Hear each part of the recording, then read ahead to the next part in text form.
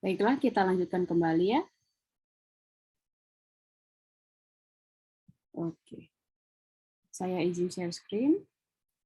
Materi kita hari ini adalah lanjutan minggu lalu, yaitu tentang gelombang elektromagnetik. Apakah sudah tampak di layar? Sudah, Bu. Ya. Sudah, Bu. Ini adalah yang dapat poin minggu lalu. Ya, saya sudah rekap, tapi nanti saya akan share link Google Sheet-nya ya. Nah, sekarang kita udah selesaikan nih persamaan Maxwell. Ada 4, yaitu tentang saya kasih warna biru saja, merah saja, yaitu tentang jadi si Maxwell ini sebenarnya sudah ada rumusnya, tapi si Maxwell itu menyempurnakan. Jadi berdasarkan hasil penyempurnaannya itu ada 4 hal. Yang pertama yaitu tentang hukum Gauss. Untuk hukum Gauss kelistrikan, yang ini hukum Gauss kemagnetan, selanjutnya hukum Ampere dan juga hukum Faraday. Ya, minggu lalu saya sudah bahas itu di bagian mana dia menyempurnakan rumus-rumus ini. Oke, nah selanjutnya kita akan masuk lebih dalam lagi tentang koreksi Maxwell. Koreksi Maxwell merupakan kontribusi yang penting yang mengaitkan perubahan flux listrik terhadap flux magnet. Perhatikan ya, flux listrik, elektrik ya, dan juga flux magnet. Saya bikin kayak gini aja, ya.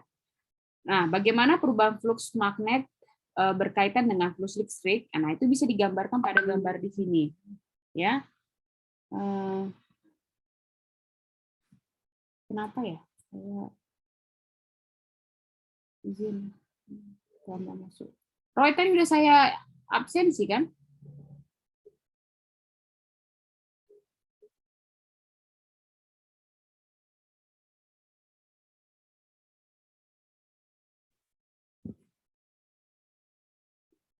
Halo?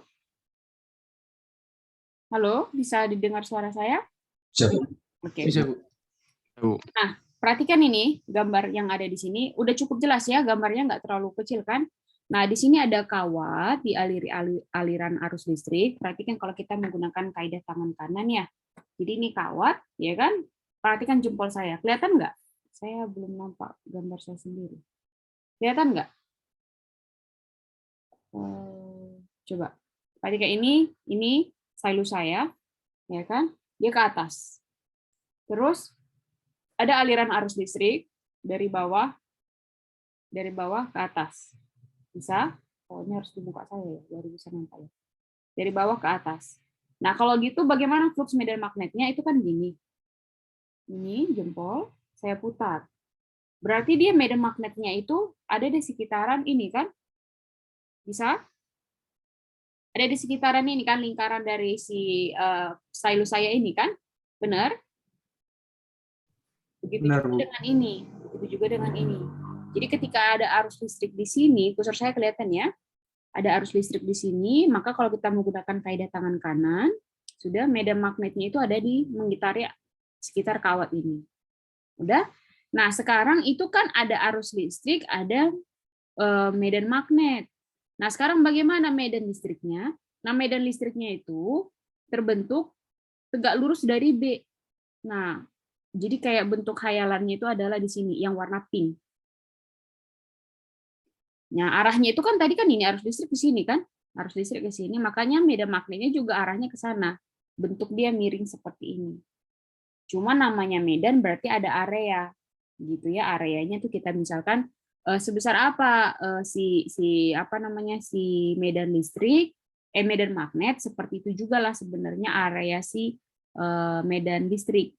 Cuman karena ini lingkaran, maka di sini tidak kita buat lingkaran supaya bisa terlihat perbedaannya. Paham? Nah, kalau misalnya ini kita ubah ke sini, kita tarik ke sini, ya kan? Nah, medan listriknya itu tuh bentuknya tuh seperti vektor. Arah dari sini ke sini, ke sini, ke sini, seperti itu. Perhatikan gambar.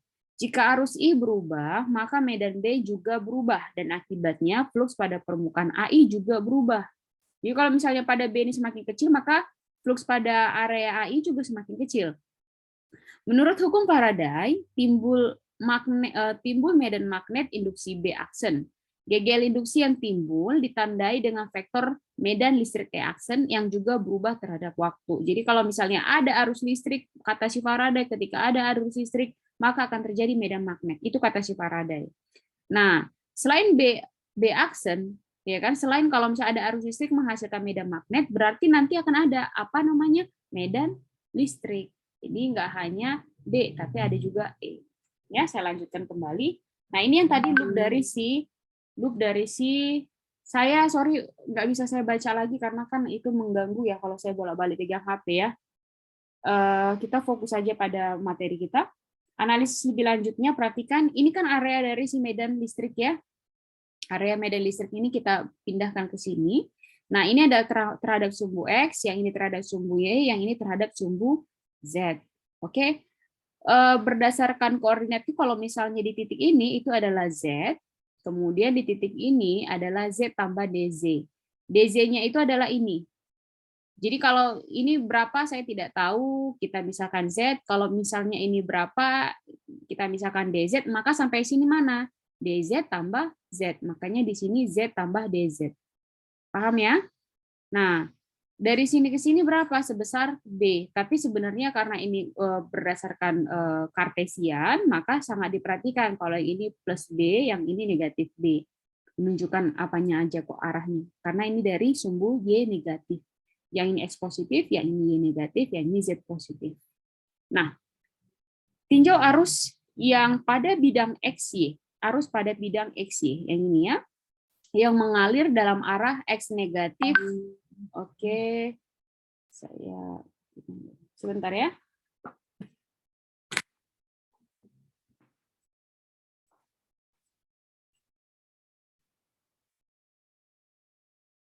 Sebentar ya.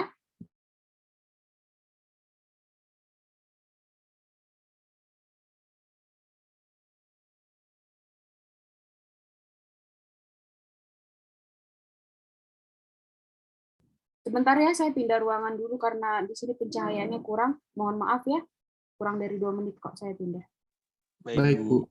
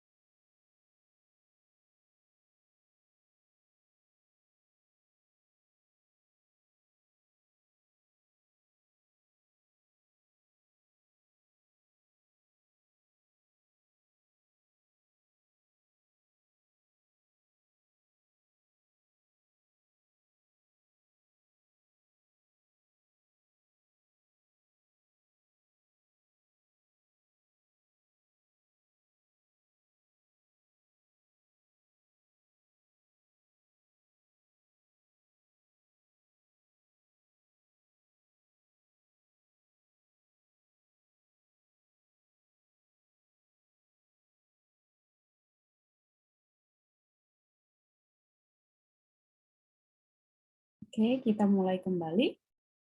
Suara saya sudah terdengar? Sudah, Bu. Oke. Nah, saya lanjut. Coba kita lihat ya. Tadi sudah paham ya kenapa sampai mana dia yang ini adalah X ya, saya misal yang ini adalah Z, yang ini adalah DZ, maka sampai di titik ini adalah apa? Ya kan? Ya adalah si Z tambah DZ. Makanya ini seperti ini. Ya. Kalau ini dimisalkan dia positif B saja, karena ini terhadap sumbu Y positif, maka ini positif B. Kalau yang ini karena terhadap sumbu Y negatif, maka ini negatif B. Ya. Nah, selanjutnya ke sini. Jangan langsung pusing nengok rumusnya, ini saya akan kasih clue-nya bagaimana cara cara untuk menangkapnya. Ini hanya kulitnya aja, saya tidak akan paksa kalian. Yang penting kalian tahu ini dari mana dan kenapa seperti ini. Oke, ini tidak akan keluar di ujian, perumusan ini penemuan rumusnya. Yang penting kalian tahu bagaimana bisa turunnya seperti ini, bisa dapatnya seperti ini, asalnya dari mana. Paling kalau ada yang lebih tertarik, yang biasanya OSN itu, yang Olimpiade tertarik lebih dalam tentang ini, bisa nanti datang kepada saya, terus saya bimbingnya, saya arahkan ini bagaimana bisa mendapatkan rumus ininya seperti ini. Ya. Coba perhatikan fokus dan konsentrasi.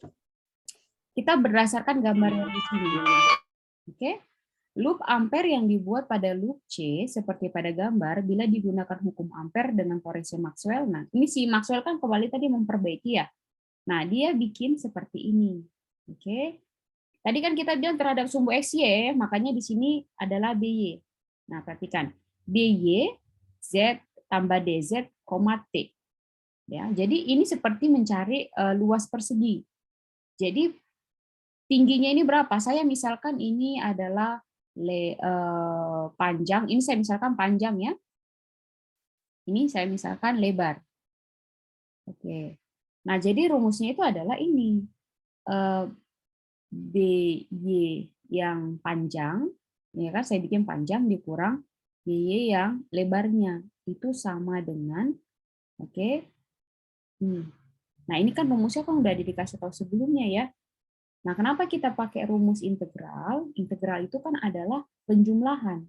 Jadi kita menjumlahkan berapa area medan listriknya berdasarkan titik-titik yang ini. Seperti itu. Oke? Bisa sampai di sini? Bisa sampai di sini? Halo? Bisa, Bu. Nah, saya selanjutkan kembali. Nah, perhatikan ya. Z tambah DZ, ya kan, terhadap P. Kita kan variabel terhadap waktu kan ya. Ini, kemudian dikali 2B. 2B itu karena ini sama ini. Nah, ini kan negatif hanya arahnya saja. Tapi kalau misalnya kita mau menjumlahkan, berarti kan B tambah B berarti 2B. Ini dikali ini, kayak luas area. Ya kan? Ya kan? Jadi luas area yang ini gitu. Kemudian yang kedua, BY Z, T yang ini. Jadi kita kurangkan yang ini semua. Kita bukan mau mendapatkan yang ini kan? Ya enggak? Jadi cara mendapatkan yang ini yang mana? Yang ini semua. Ya kan? Dikurang yang ini. Gimana? Bisa? Bisa nggak dapat gambarnya? Bisa nggak? Saya kan ingin mendapatkan luas area yang ini. Yang ini nih, yang warna biru ya. Saya kan mau mendapatkan luas area yang biru. Jadi caranya seperti apa? Ya panjang kali lebar sih. Yang tadi kan saya bilang ini panjangnya misalnya ini lebarnya kan. Tapi kan saya nggak tahu nilai Z, saya nggak tahu nilai yang lain. Caranya ya kayak gini aja. Semuanya dulu kalian jumlah, ya kan? Luas area yang ini, jangan warna ini deh. Jadi kabur dia. Luas area yang ini semua kalian kurang sama yang ini. Jadi kalau semua ini adalah 8 dikali 8 sama dengan 64, kalau yang ini adalah 4 dikali 4 sama dengan 16. Jadi 64 dikurang 16. Nah, sekianlah jumlah area yang ini. Gitu. Paham ya? Jadi kenapa di sini ada tanda kurang. Nah, dapat dituliskan bahwa dengan pengertian penurunan ini sebenarnya dikeluarkan saja karena sama-sama dikali 2B dikali 2B. Jadi 2B, nah buka kurung kurawal. Kan sama yang tadi kan? Oke. Oke. Kemudian yang ini itu sama ini kita keluarkan. Oke. Di 2B 2BY per DZ kali DZ. Oke. Nah, sedangkan sampai di sini ya kan kalau misalnya gimana saya bilang? Yang ini kalau misalnya diturunkan ke sini yang ini itu sama dengan ini.